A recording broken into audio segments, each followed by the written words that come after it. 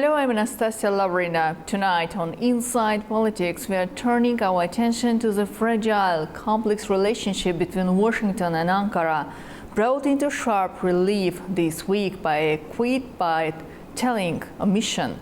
For the first time in years, the White House statement marking Armenian Remembrance Day evolved using the term genocide, a shift that has not gone unnoticed.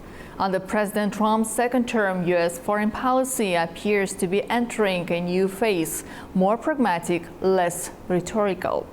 Nowhere is this more evident than its dealing with Turkey, a NATO ally whose regional reach and ambitions continue to grow. Whether it's Ankara's influence in the South Caucasus, its warming ties with Israel, or ongoing talks with Armenia, Turkey is asserting itself in ways that could complicate American calculations. Critics argue that Trump's decision to avoid the term genocide is a diplomatic concession. Others see it as a signal of reprioritization, where strategic partnership trumps symbolic language. As realignment shifts the region's balance, we ask, is this a one-off rhetorical retreat or part of a broader recalibration in US-Türkiye policy? Joining us are regional analysts and political insiders to unpack what's really behind this silence. And what comes next? Let me introduce you to Professor Haki Öcal, a distinguished Turkish academic and journalist. He currently serves as a faculty member at Ibn Haldun University School of Communication in Istanbul and also advises the university's president. Joining him is Glenn Howard, a distinguished academic and legal professional specializing in U.S. foreign policy. He is president and chairman of Saratoga Foundation and a former president of the Jamestown Foundation in the United States of America. Gentlemen, thank you so much for joining Inside Politics. Mr. Öcal, let me start with you. How is Turkey currently positioned within the wider framework of U.S. foreign policy under Trump administration? Anastasia, Turkey had no problems in his Trump's first term. There was one issue about this American pastor who was detained in Turkey, and Trump wanted him badly, and Turkey, waiting the end of the legal procedures, returned him, and he was very happy. And at one point, Michael Rubin, you know him, this American scholar, wrote that Trump's advisors do not like to have him alone with President Erdogan. So Erdogan was easily influencing him. It was a joke, but it was true. There was a good friendship between two leaders. This time, he didn't use this keyword, genocide, for what the Ottomans did to their own Armenian population. It was massacre. It was, wow, it was big, huge crime. It was, I mean, even today, as a Turk, I am ashamed of what happened to the Armenian people in Turkey during those times. But it was not intended as genocide.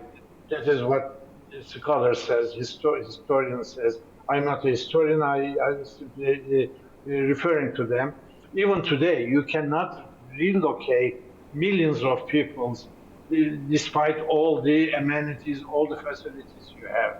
They tried to remove Ottoman Armenians from the Black Sea area all the way to the Arab provinces, and meanwhile, many of them died. Little kids died, and still, it was not intended to genocide, to kill all the Armenian people. It was sort of taking care of their security in a very wrong way. President Erdogan today released a statement remembering not only Armenians but also Muslim people, the Muslim Ottomans lost during those terrible days. And unfortunately, it happened, and there was no need to keep scratching these wounds. Quite contrary, we have to Armenia and Turkey and Azerbaijan. We are very close nations. I mean, we speak each other's language. We look like each other. I mean, you cannot tell an Armenian from an Azerbaijani or from a Turk. What is this hostility? It is only fomented by the Armenian diaspora in the United States, and it's no good for any country. Indeed, that's very interesting, and we will definitely, Mr. Recalil, will definitely come back to the question of cooperation, regional cooperation. But now, Mr. Howard, I would like to know your opinion. We have seen a notable shift in U.S. rhetoric toward Turkey under President Trump, most recently, again, with the omission of the term genocide in the White House statement. Do you think this marks a permanent departure from previous U.S. administration's approach, or is it a temporary tactical decision? Well, I certainly think it's part of a recalibration of U.S. policy in the Near East, and I think that in the Caucasus and Central Asia and in Syria, I think the United States is playing a different role than it used to play. I think that the statement is certainly a point of departure from what the Biden administration had previously said, and it kind of is a return to the way the Republicans in general have dealt with the issue of the genocide issue inside of Turkey. It's certainly a return to their policy of being kind of not embracing or endorsing the concept of genocide. So it's certainly a very important development, but it's a greater trend that is occurring in the region between the United States and Turkey, and also Azerbaijan, through Azerbaijan's involvement in the Abraham Accords, of a part of the kind of the changing strategic dynamics in the region, where Azerbaijan and Turkey are trying to engage, as Fidan said on April 13th, they're going to get involved in reconstruction of Syria. And the Trump administration has made it very clear that it's going to pull out of Syria. It has changed the number of American forces inside of Syria from 2,000. It's downsizing that to about 1,000 men. And so it's talking to the Turks again about selling the F-35s. And so recently the Pentagon made a statement that it doesn't view the F-35 in the hands of Turkey as a threat to the Aegean, which is basically an insult to the Greeks, who are currently who claim that there's a threat posed by Turkey to the Aegean, and that's why they need the F-35s, and that's why the United States should not sell the F-35s to Turkey. So you see the United States saying that Turkey is going to get the F-35s, they're supporting engagement, they're reducing the size of their military presence in Syria. So all the strategic dynamics of the region are changing in a way that's very favorable for Turkey and also for Azerbaijan. And so you have Pashinyan also saying that the Armenian diaspora in the United States should not be playing a very important role in deciding Armenia's internal politics. And so basically, Armenia is also kind of agreeing with the general trend that the Armenian diaspora should be playing a smaller role. And so the statement by Anka that you referred to is very important, because they certainly now are, they're not being embraced by the Republicans or by Trump.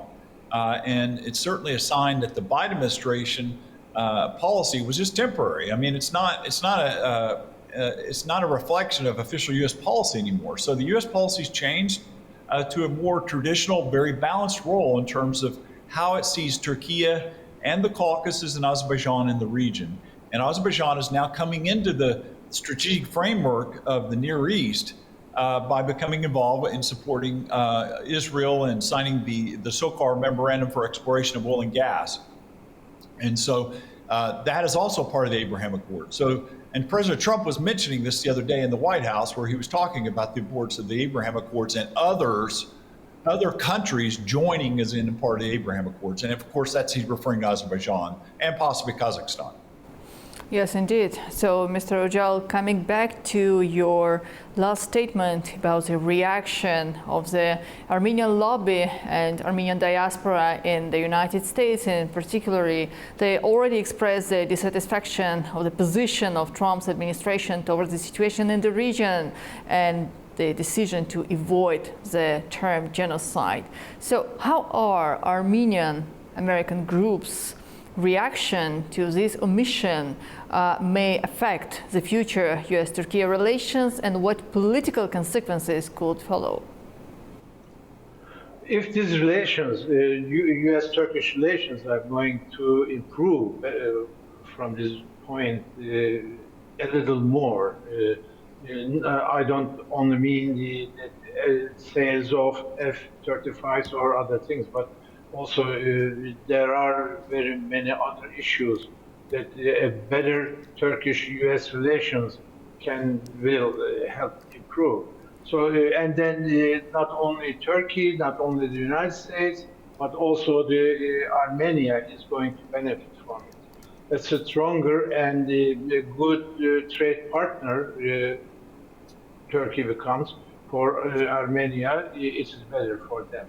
However, the Armenian lobby, like the Israeli lobby, needs to implement certain attitudes so they can, I don't know, collect money and they prove the reasons for their existence and everything, but they are not that much important. I mean, right now, if you look at the global changes United States or Trump is going to implement in Europe, as the professor mentioned, the United States is not only taking some soldiers out of Syria, but also from Europe.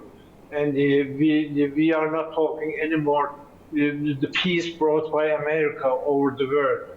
Pax Americana is no longer there. I mean, things are changing. The United States is redrawing relationships between the powers and the governments, China, Russia, and the United States, and all others. So the United States, in a sense, or Europe in general term, needs Turkey as a better member, better neighbor, less hurt, more happier neighbor Turkey they need. And Trump is trying to do this. I think he needs Turkey. When he leaves Europe alone, he must leave someone behind so that Europe will be more secure without the United States. Turkey will play this role too. Also, Trump never believed, I think, that the Turkish presence in Syria was to create the Ottoman Empire again, new Ottomanism. Trump didn't believe this, and he knows that Turkey is there in Syria for only one reason, that is terrorism. And as soon as Turkey or new Syrian administration takes care of this PKK extensions, PKK terrorism in Syria, there will be no need for Turkey's presence in Syria too. And I think things are going to look better now.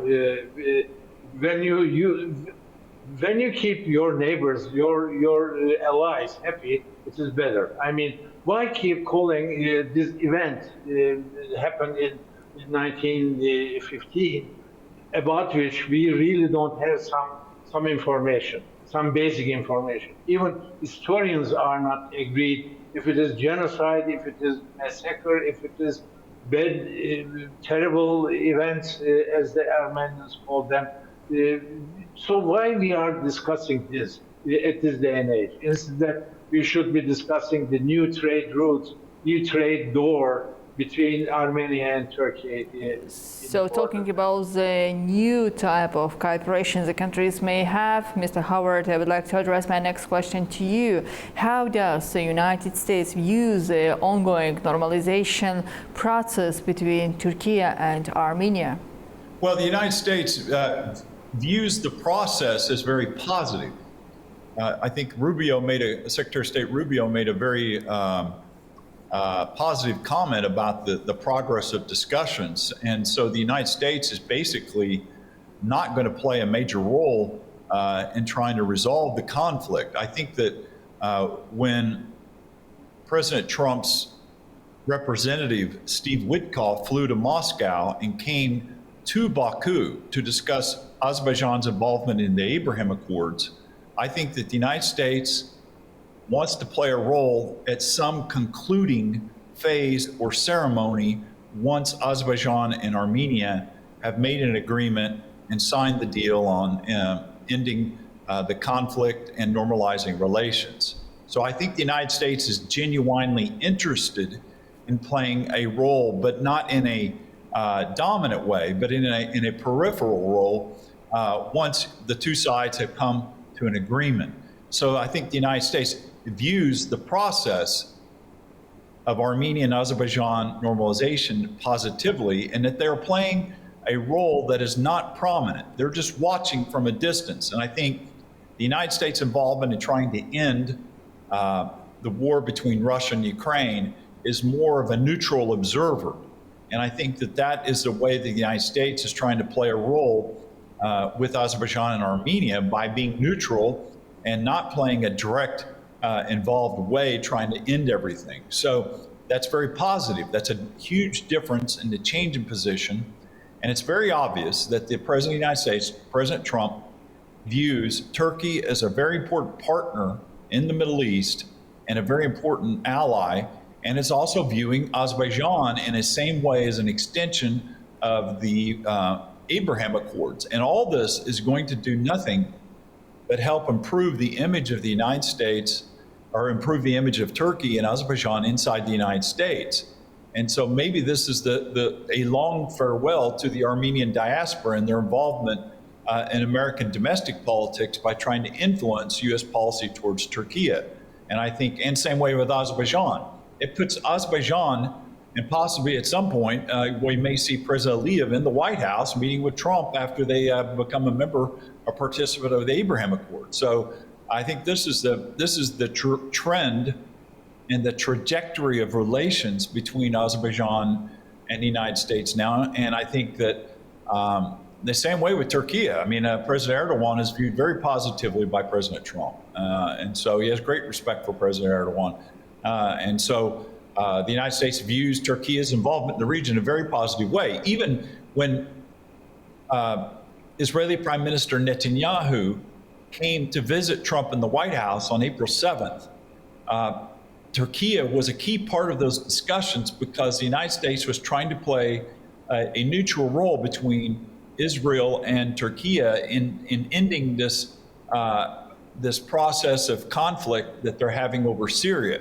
So Turkey has now created a deconfliction mechanism with Israel to try to avoid becoming any type of clash or confrontation in Syria. So this is all coming about because the United States and President Trump have wanted to play a positive role in this, but they're favoring Turkey, okay? And so they're supporting Israel, but they're also supporting Turkey, and they don't want to see two countries they have good relations with having any type of friction or conflict over Syria.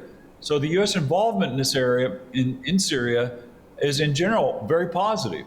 And it's a part of a general trend where the United States is kind of reducing its role and emphasis on human rights and having more of a kind of a transactional relationship with the countries in the region in a way that's not very ideological. Well, we have already discussed the bilateral cooperation between two countries in many spheres, but one more important issue is that Turkey is a member of NATO. Very important member, I would say, and I guess this is also something to be discussed in details on how the future rapprochement and development of relations between Turkey and the United States may affect the collaboration within the alliance, which is now being affected also by some decision made by Donald Trump in the White House. So, Mr. Rujal, what's your expectations? How do you think this shift is perceived, and what are the potential consequences for NATO cohesion? I agree. I can't agree more with Glenn on these issues about Turkish, US, and Israeli relations. But I wish I could say the same thing for the Turkish European relations. Unfortunately, Europeans are still playing a very bad game. They don't see how important Turkey will be for them as a member, as a full member. Somehow they have this bad feelings about having such a large, big, huge country, a Muslim country, as a full member. They shouldn't be worried about this. I mean, Turkey is an Islamic country.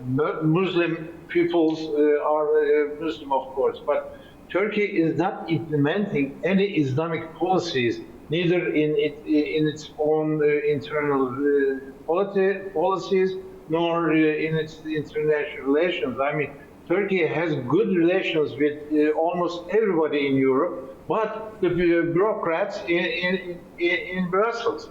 Recently, they were in Central Asia. They were trying to do some business with the Central Asian republics, and unnecessarily they inserted this adherence to the United Nations resolutions, Security Council resolutions about the Northern Cyprus and everything. And unfortunately, our brothers and sisters in Central Asia signed this thing because, well, at one point, 12 billion euros are in line for the business. And they know that those resolutions are really mean nothing. They are historically dead. And the Turkish Republic in Northern Cyprus is as real as the Greek Republic in the Southern Cyprus.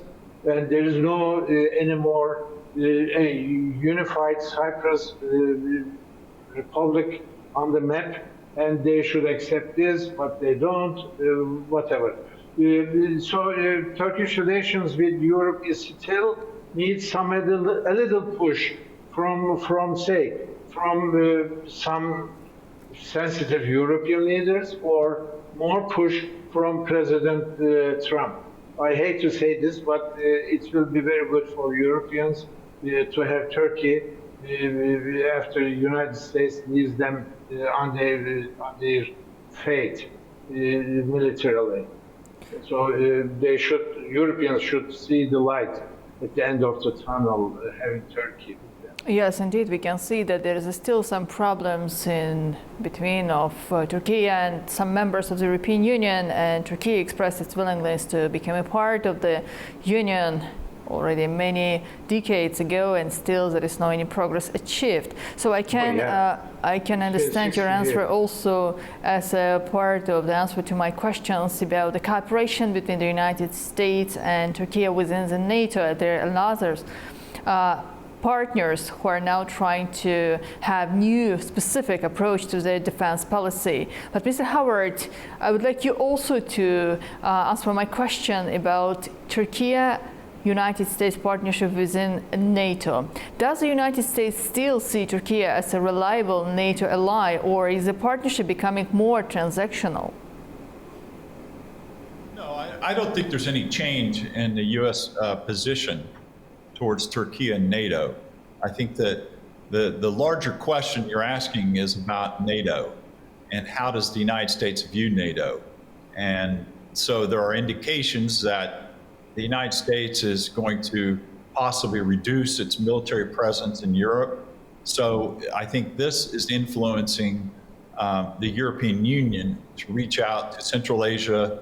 Von der Leyen's trip to Central Asia was part of this effort to create engage the region more because of the U.S. signs of disengagement or potential signs of disengagement. There's no indication yet that they may reduce their commitment to NATO. But certainly, the United States is demanding that countries in NATO increase their defense spending to 5%. And there's never been any question about Turkey's investment and military priorities in NATO. They're a very strong ally and within NATO and have certainly the largest army in NATO. So that's not diminishing. But what we need to keep in mind is that the Trump administration views the European Union as an economic rival competitor. And so the issue of tariffs are very, very important to the administration. So the idea of NATO and the importance of NATO is less important because the United States is viewing the European Union in a way, in a very negative way, because it's a competitor. So when you ask about how does this affect relations with Turkey, Azerbaijan, that makes Azerbaijan and Turkey even more important because Turkey is outside of the European Union. And so the United States can sign a free trade agreement with Turkey, which it's long wanted to do, and develop its economic ties with Turkey. And so that's very welcome in Ankara, and I'm sure Azerbaijan agrees to it as well. But what is happening is that the United States is trying, in a way, to change its policies towards the region in a way that economics is more very strategically important to its interests. So NATO becomes less focused, less important in this context. But anytime that you're talking about a reduced U.S. military presence or change in American military posture in Europe, that makes Europe very insecure. And so because of that, and because of Turkey's military importance, you're now seeing them trying to court Ankara, trying to bring and improve relations with Ankara, because they will now realize they're going to need Turkey's military potential. And so that has a very important effect. But the problem here is that some countries in Europe, France namely, want to support bringing Cyprus into NATO. And that is creating friction over the issue of Cyprus. And that's a bilateral issue between the European Union and say Turkey. So Azerbaijan may get caught in this because Azerbaijan so far continues to support Northern Cyprus. But the problem is that countries like Kazakhstan are now improving relations with the Greek Cypriots and opening a wider diplomatic presence on Cyprus. And this is creating friction between Turkey and, say, relations with the Central Asia states like Kazakhstan and others, because they're trying to improve their relations with the European Union. But so far, Azerbaijan has not changed its position, continues to support Northern Cyprus and its independence. And so that's very important. But the danger is that Azerbaijan is going to get pulled into this friction between the European Union and Turkey over Cyprus. And we don't know where that's going to go. And so that's a key geopolitical development trend that we need to watch. But the more signs that the United States is disengaging militarily from Europe, the more you will see Europe try to court Azerbaijan and Turkey and Central Asia. So basically, they're going to need Turkey in this region. That's indeed very interesting. I'll stop there. That's indeed very interesting, and we will come back to this issue in near future. But for now, dear gentlemen, thank you so much for joining Inside Politics. Thank you for having me. Thank you. That brings us to the end of tonight's discussion as Turkey navigates a shifting geopolitical landscape and Washington recalibrates its diplomatic language. The signals, subtle or overt, matter more than ever. We'll continue to follow the implications of this strategic silence. From all of us here at Inside Politics, thank you for watching. See you soon.